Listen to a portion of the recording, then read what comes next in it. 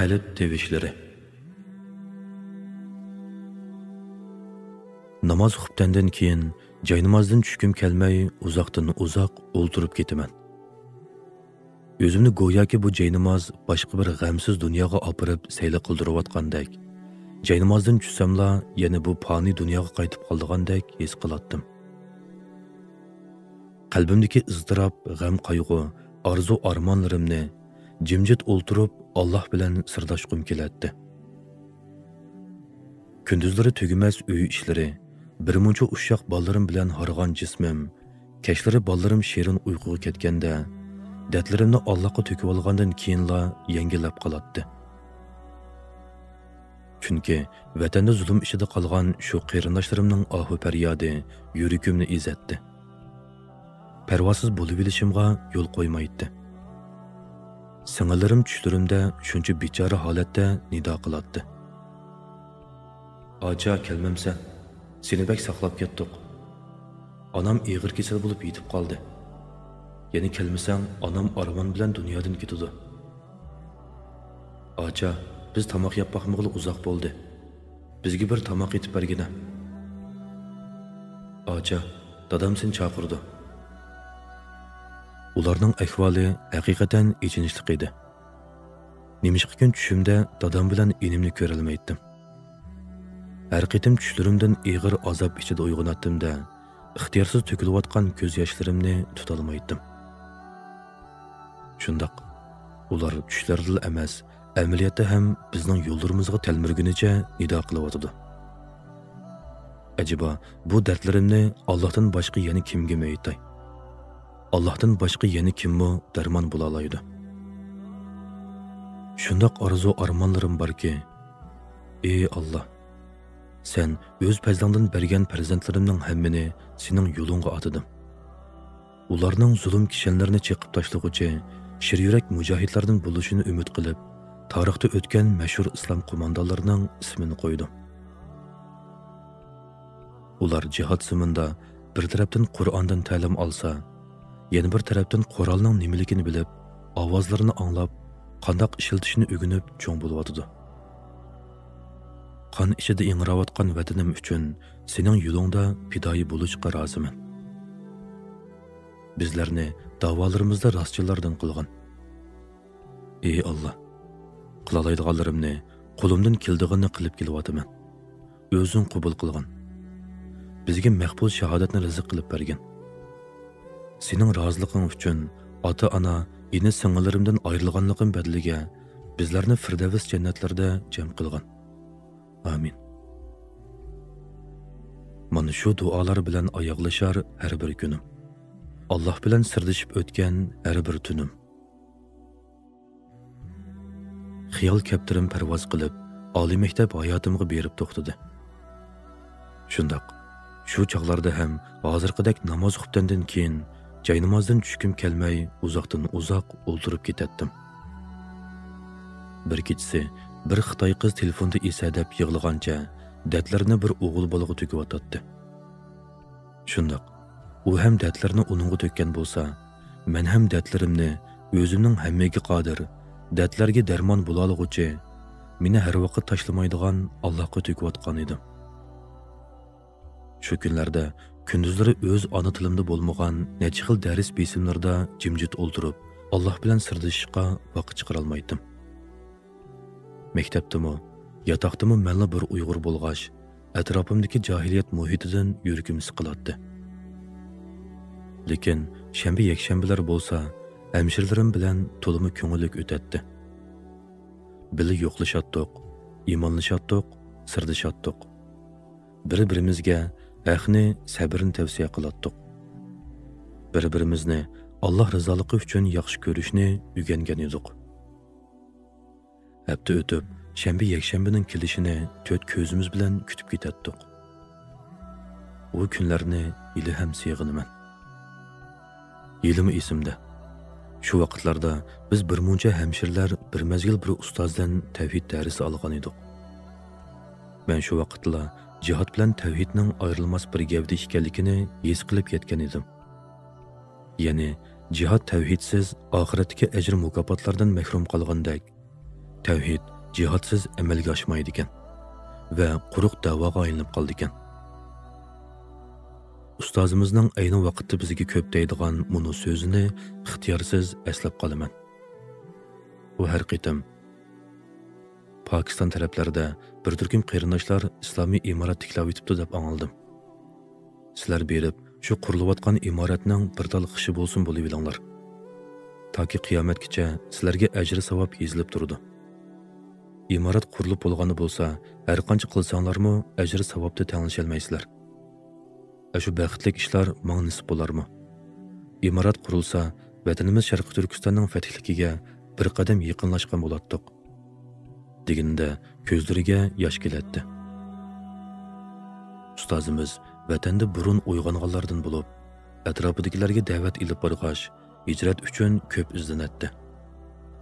Hatto turmalarga kirib chiqqan ekan. Afsus, men hijrat qilgandan keyin ustozimiz to'g'riliq hech bir xabar ololmadim. Lekin ustozimiz shu gaplarni qilib, oradan taqriban 9 yil o'tib, imorat qayta tiklandi. Ustozimizning shu vaqtdagi shogirdlaridan ko'pinchimiz hijrat qilib chiqqan bo'lsaqmi, hammamiz har tarafga chechilib ketdik. Afg'onistonning islomiy fathligi yo'lda 8 yil yashaptiman. Shu topda Allohning nazarida men imoratning xishi emas, bir chimdim to'pisi bo'la olsam ham xo'shal bo'lgan bo'lardim. Albatta, Afg'onistonning bugungi bu g'alabasi ana ashundoq ustozlarning, shahidlarning, asrlikdagi qarindoshlarimizning g'alabasi. Alloh ularga Firdavsning oliy to'rlaridan o'rin bersin. Amin. Xorason diyoriga kelib uzoq o'tmay bir tush ko'rdim. Tushimda mig'mig' odamlar orasida kengri ketgan bir maydonda turibdiman. Kishilar hammasi o'z ishlari bilan u yoq bu yoqqa ketayotdi. Qishimda ustozimiz ham bor ekan. Men ixtiyorsiz holda "Kurash" deb to'lg'unimcha oldimga bir qadam ilishimga, men bilan birga ustozimizdan dars olgan qarindoshlar ham menga o'xshash to'lg'unichi kelib, orqamga tizilib bir saf bo'libdimiz. Ajoyib hayajonliq bo'lgan shuki, necha sekund ichida maydondagi hammasi "Kurash" deginicha kelib, orqamizga tizilib, ko'z yetkusiz uzun bir saf hosil bo'ldi. Uninggacha ustozimiz menga "Siz sapning bir qismini ilib u tarafga bering. Men qolganini boshlab bu tarafga mengay. Hammamiz bir yerda bo'lsak, Xitoylar ko'rib qolsa xatarlik" debdi. Shunda qilib, ustoz boshqa sapga, men boshqa sapga ayrilib ketdim. Men bir turkum qarindoshlar bilan ustozni izlab mang'udekman. Oldimizga mingib, tog'i bag'ridagi bir yo'lga kelib to'xtadik.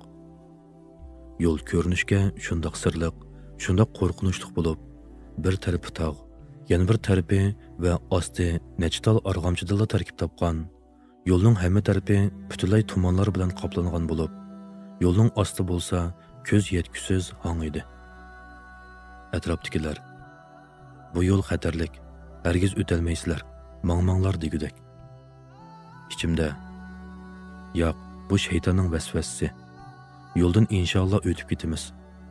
O'tolmasak shahidlik martabasiga erishamiz" deganimcha oldimga qarab mengibdimiz. Hayron qolarliqi, ko'zimizga shuncha qo'rqinchli ko'ringan bu yo'ldan hech qancha qiynalmayla o'tib ketibdik. Tog'ning yon tarafiga burilishimizga bir uydan Xitoy qurolli askarlar oldimizga chiqibdi. Ularni tezli bir taraf qilib uyga kirib ko'rgunimiz, osti-usti karavotda yotgan liq shahidlar bo'ldi.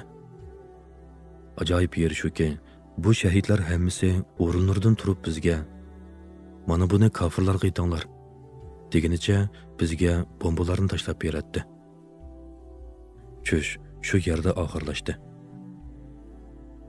Shu munosabat bilan vatanda ayni vaqtda ashundoq ustozlardan dars ilib, jihodni qalbiga pukib chiqqan, bugun dunyoning har qaysi joylarida dunyo halakchiligida yurgan qarindoshlarimdan so'rab boqim keldi. Suyimlik vatandosh qarindoshlarim, hamshirlarim, sizlar nelarda, nima ishlarni qilib yuryapsizlar? Balkim vatanda qolgan o'sha ustozlarimiz bizlarga dars bergan sabab asirlikdi yoki shahid bo'lib ketgandi. Mayli qandoqli bo'lmasin, siz shu ustozingizga yuz kelalamsiz. Eng muhimi, o'zingizga, iymoningizga, qalbingizga yuz kelalamsiz. Acaba sizning ota-ona qarindoshlaringiz vatanda qolmaganmi? Hargiz unutmayli.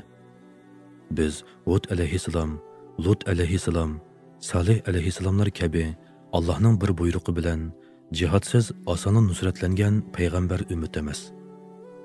Balki jihod qilib tishlari to'kilgan Muhammad sallallohu alayhi va sallamning ummatibiz. Allohga bo'lgan sevgi va iymon qaysi davrda bo'lsa o'xshash. Faqat ismlarla o'zgardi. To'langan badallar o'xshash. O'zlarini bu ummatning bir parchasi deb qarab, din g'imini yeganlar sahobalardan tortib hozirgacha ustiga yuklangan bir kishilik vazifasini ado qilib keldi. Suyumlik vatan suyar, iymonli qarindoshlarim. Agar biz Allohga bo'lgan iymonimizda, vatanga bo'lgan sevgimizda rostchil bo'lsak, bu ummat hali ham Hamza, Ja'far, Bara, Xolid, Rumaysa, Afra, Xansa radhiyallohu anhumlarning o'qishini bizdan kutmoqda. Allah bir daqiqada kofirlarni halok qilishga qodir. Lekin bizning jihodimiz Allohga eng suyumlikdir. Oxirda ikki haram imomi Fuzayl ibn Iyoz rahimahulloh, Abdullah ibn Muborak rahimahullohga: "Sen jihod bilan bo'lib ketib, o'z nafsingga sal qaravatsan. Qashki senmi Makkaga kelib ibodat qilsangchu?" deb xat yozganda, Abdullah ibn Muborak rahimahulloh javob o'rinda yozgan she'ri bilan so'zimni oxirlashtiraman. Fuzayl ibn Iyoz rahimahulloh she'rni o'qib, ko'zlariga yosh olgan holda: "Abu Abdurrahmon to'g'ri aytdi. Biz nasihat qilmoqchi bo'lgandik, nasihat angldik" degan ekan. Halbuki o'sha vaqtlarda jihad hozirgidek farz ayin emas, balki farz kifoya edi. Ikki haram xodimi ko'rsang bizni mushu on, es qilatding o'zingni ibodatda o'ynagan. Baytullohda birovning mangzini yosh bo'yisa, bo'yimoqda bizningki ko'kraklarni qizil qon. Yoki kimdir itini gumroh yo'lda choptirsa, otlarimiz bizningki chopmoqda jangoh tomon. Kipar atir hidlari gupildisi sizlardan, xushburoqroq bizlarga otdan chiqqan chang to'zon. Quloq silib boqayli o'l Mustafa so'ziga, so'zi barhaq yolg'onni to'qimas u hech qachon. Purumaydu do'zaxning ochiq tutun hidini, jihodgohdan o'rlagan chang to'zonni purg'on. Shahidlarni o'lik deb o'ylamanglar hargizmi, ular mangu hayot deb xitob qilar haq Qur'on.